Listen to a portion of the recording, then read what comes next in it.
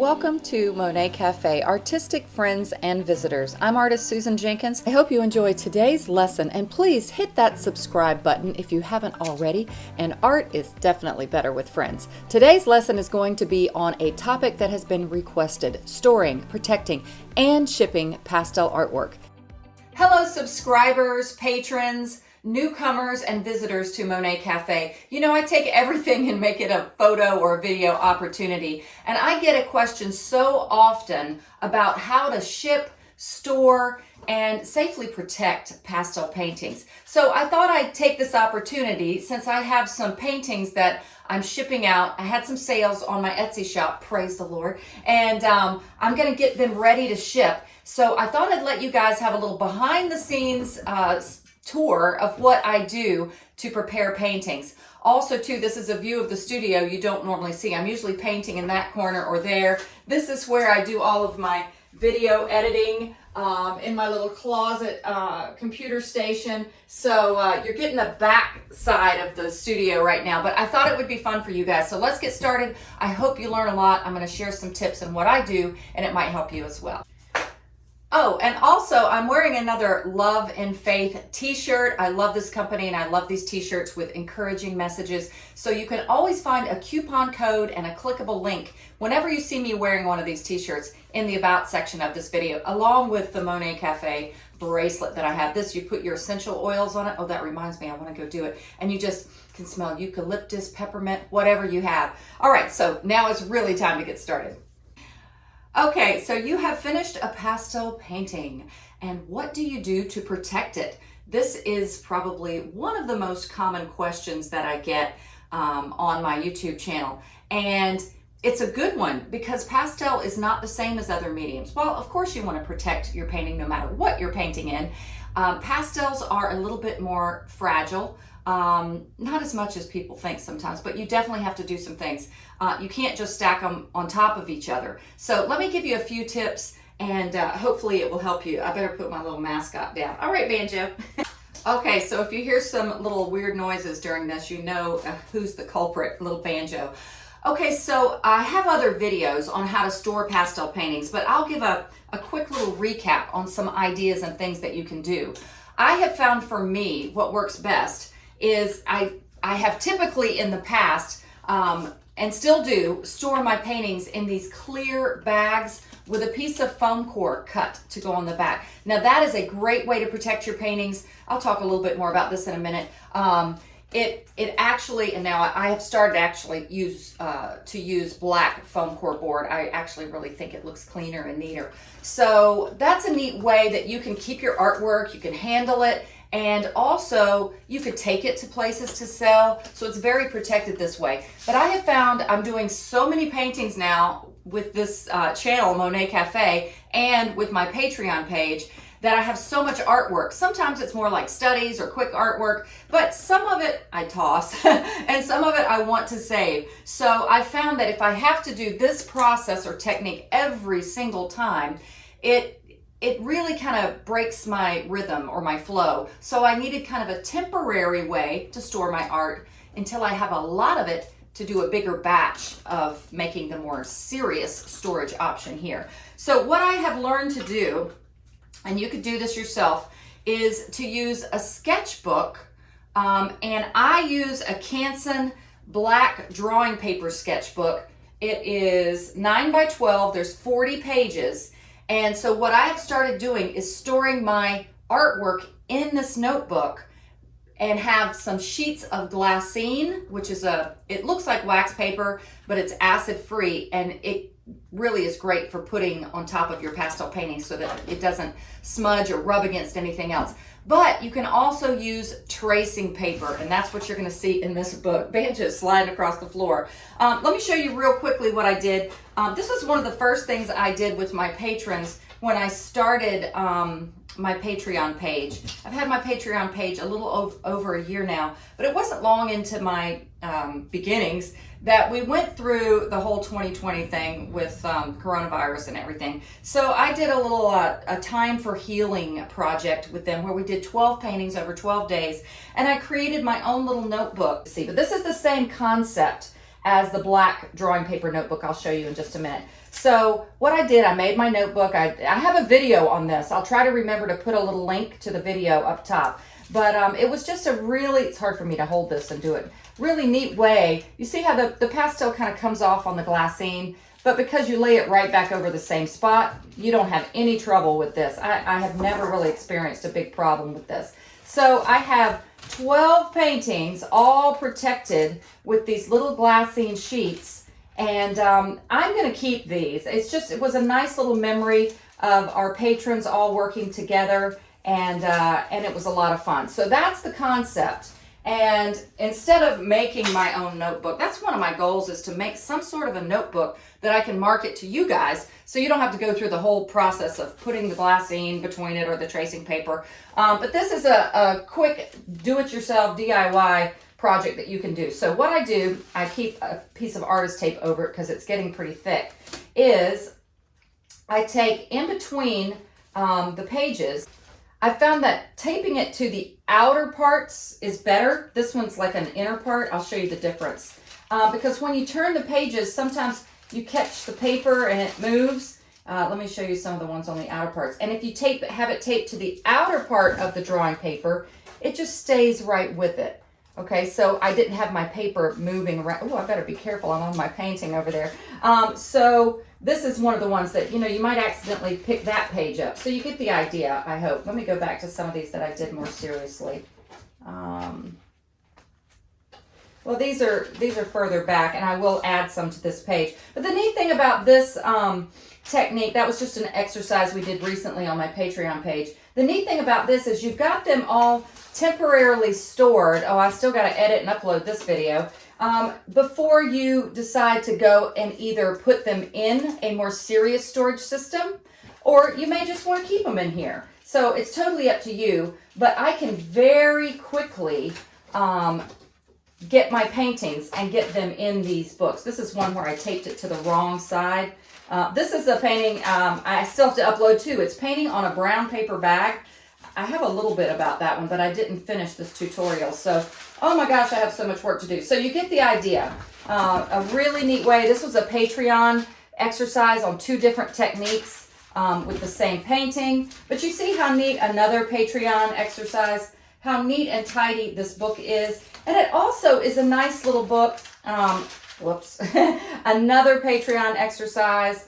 And it's also a neat little book just to show your friends. If you've got some friends over, I'm learning that I probably need to put a little piece of tape on both sides. Oh, and by the way, I love using this black artist tape because the pages are black, and I just think it looks cleaner and neater. But what I was saying is this becomes a neat little way to show your artwork to friends or people, and it's safe and it's protected. So that is my method of doing some temporary storage for pastel paintings, and I find it's working really great. Next type of storage that I do that's perhaps a little bit more protected and individualized is by using these clear bags and a piece of foam core board cut. Now I'm going to show you some of the tools that I use to do that.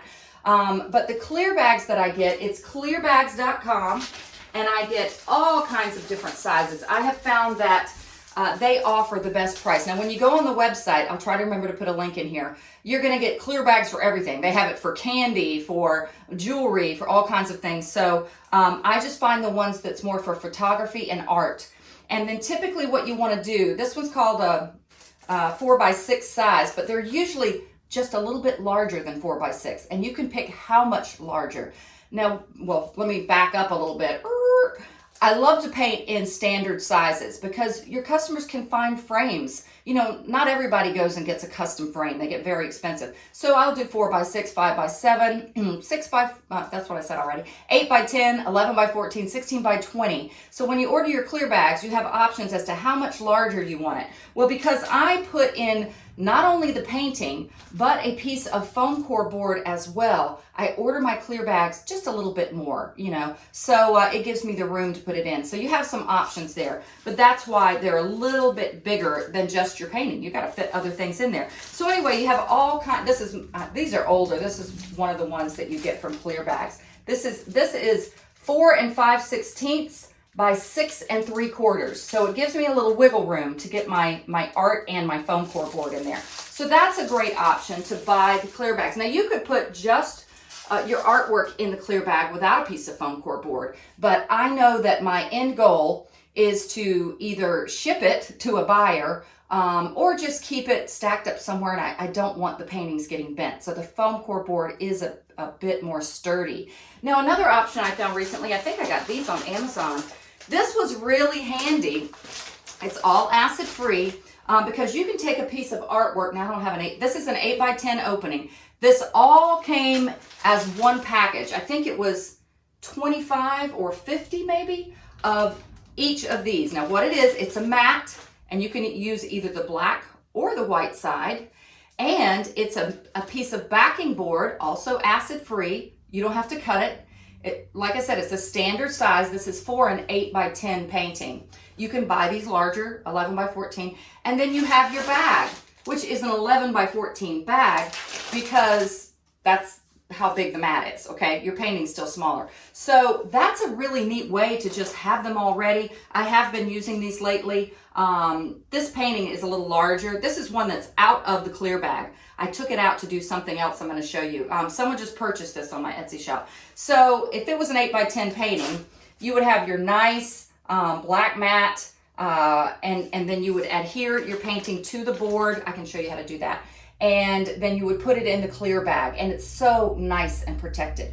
So that's kind of a neat thing you can buy to where you've got it all ready to go, and they have different sizes. So you might want to check out these options on Amazon. Okay, now prior to putting my paintings in the clear bag, this is something I've recently started doing.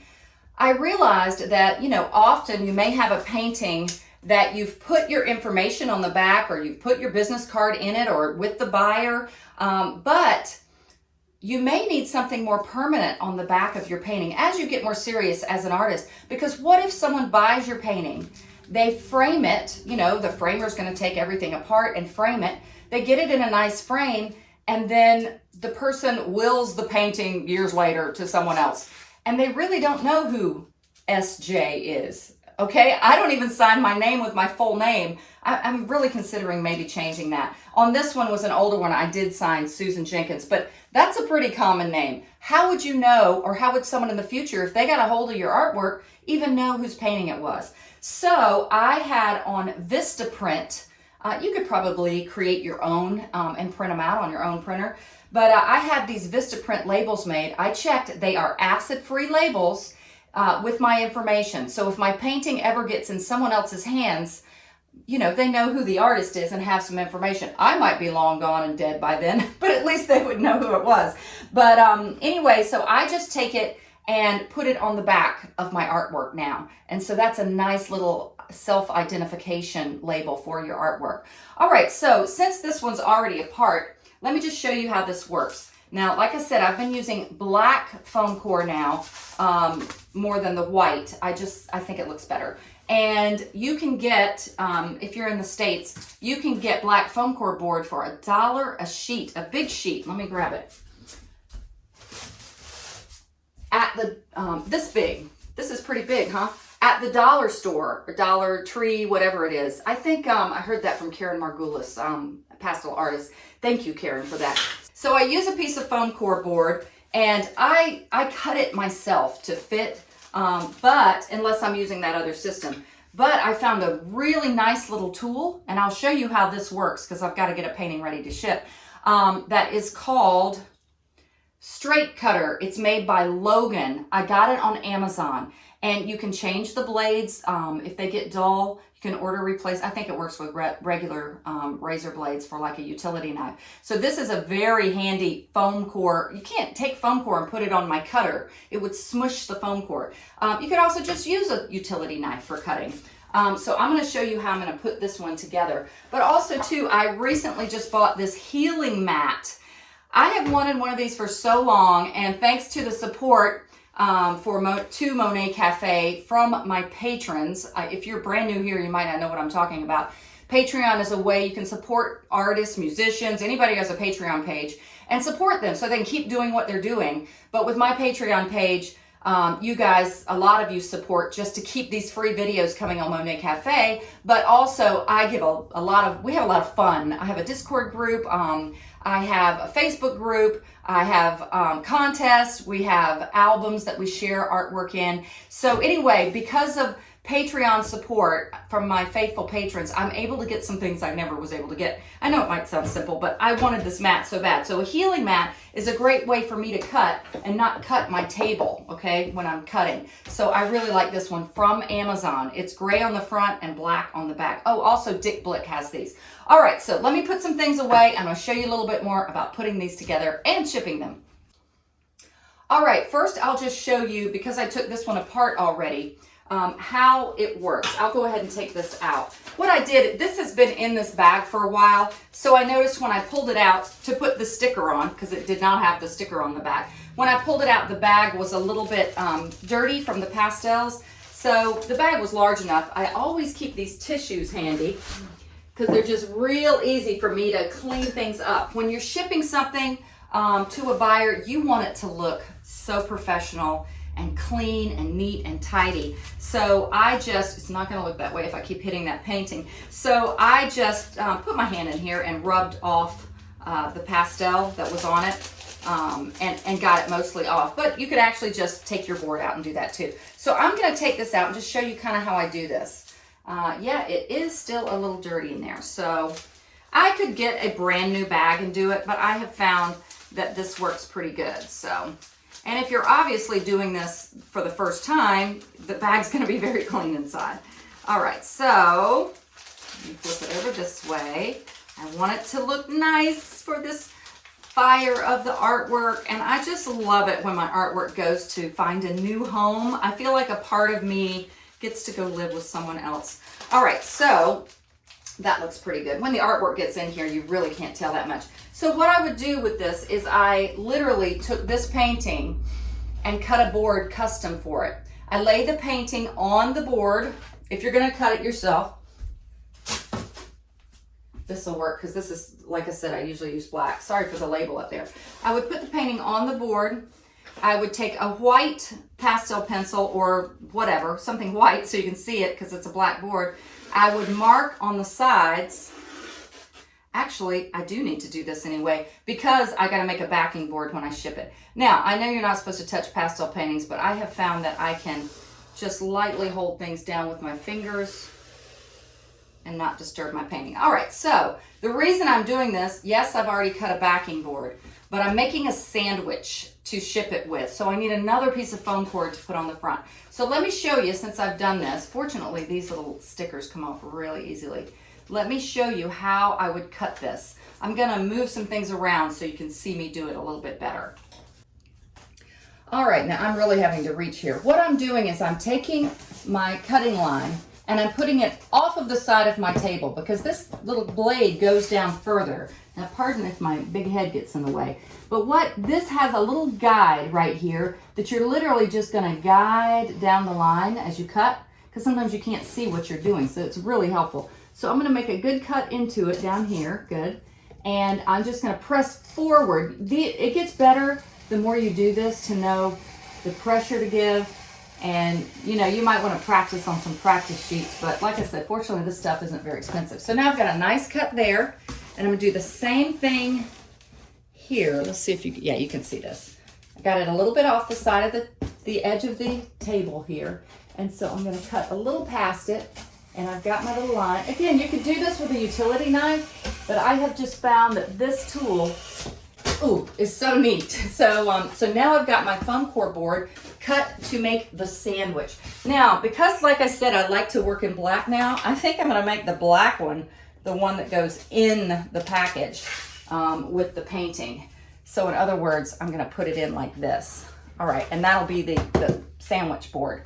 All right, so now let me put it back in the package. I've got my label on the back, and I also like to take a look at which side of the board looks best. See, I'm glad I did. This one's got it's messed up there, okay? So I already have my bag, but if you had a new clear bag, what you would do is take your board. You want the bad side on the inside of where the artwork's gonna be. Okay, so I always put my board in first. And it's a little snug, but like I said, you order the bags just a little bit larger than a standard size, and you are good to go. I'm going to put the artwork in. And what I do, here's my little strategy. Now this one is a little tight. I think this board was a little bit bigger than my other board. So let's see, and if it's too tight, I'll recut the board. What I do is I blow. Oh no, that's good. And when I blow, the bag comes away from the painting, and I'm able to slide it in without rubbing much. Now, it doesn't really rub a lot off your painting anyway, but I like the bag to look clean. So let me do this again. Okay, and then you can kind of straighten it up once it's in the bag if you need to. All right, so see, I like the black better. I have new labels now. Like I said, this was a little bit of an older painting. So it's ready to go. We seal it up. I used to put my business cards in the bag with it, but I've got a different system. I'll show you that real quickly too. So here we go. Now, I will package this up in a minute, but this piece of foam core board that I cut is going to be the sandwich, okay? I'm gonna sandwich these guys together before I ship it. It is pretty sturdy, and I have never had a painting not get shipped or have any damage when it got shipped. So this system is working pretty good. So what do? I mean, I wouldn't want to just send this without any kind of a thank you or anything. So I've made, let me grab my other things. So I have a little thank you card that I've made, but I also personally write another thank you note on the back. I have some little envelopes I put in put this in along with a business card. Included with the artwork, I also like to give some helpful information about framing pastel paintings. So I have created this pastel painting and framing tips sheet. I actually have it as a file attachment in my Patreon group. I have it as attachments in the Monet Cafe art group on Facebook if you're not a part of that group. I have a lot of useful things in the files section of those groups. So I love to include this so my buyer knows a little bit about it, but they're always welcome to contact me if they have any questions. So along with the sheet, I include my little thank you note. Once again, I personalize it on the back. This isn't the envelope I normally use, but I don't have it with me right now. So also I include a business card that has all of my information on it. And also I made these, I can't help it. I majored in graphic design. I'm always doing crazy little things. So I made these little stickers where I have a little hole punch thing, and I punch out the sticker and I actually put it on the back of the envelope there. It just, I don't know, all these little touches are just cute to me. So I'm gonna go ahead and get this one ready, and you can watch the process. I'll speed it up, and then I've got to get a shipping label. I got to package this up and get it ready to go. So let's speed this up here.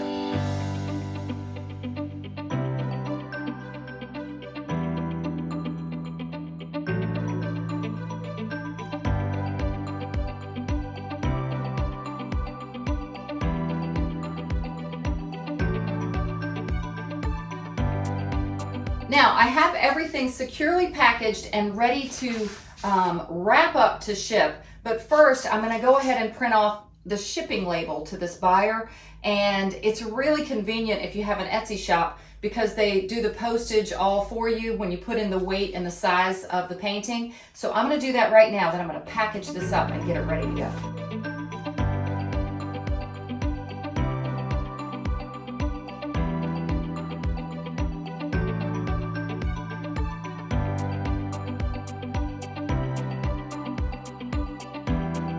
All right, now my painting is ready to go to its new home, and I wanted to show you something else. I have another little, they're called Artist Trading Cards, ACEO. It's an acronym for Art Cards, Editions, and Originals. And I have a video on these little tiny paintings and how the history of it, how they started.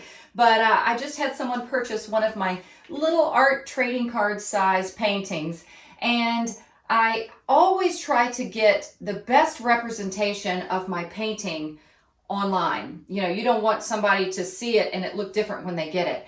And I noticed it looks a little dull right now. I've had it in this package for a little while, so I'm just going to brighten it up a little bit and keep it totally like what my buyer is expecting. But I thought I'd just add a few other little bright strokes. So sometimes I will actually touch it up a little bit. And I obviously am not going to package it up this teeny. The shipping label wouldn't even fit on it. So I'm going to create some foam core board that's at least as big as the shipping label to get this package ready to go. So same thing all over again. But I love this part of being an artist, is getting my art to the world. So I hope you found that helpful, and feel free to like this video, comment, please subscribe if you haven't already. Become part of the Patreon family if you would like to and support this channel. And as always, happy painting.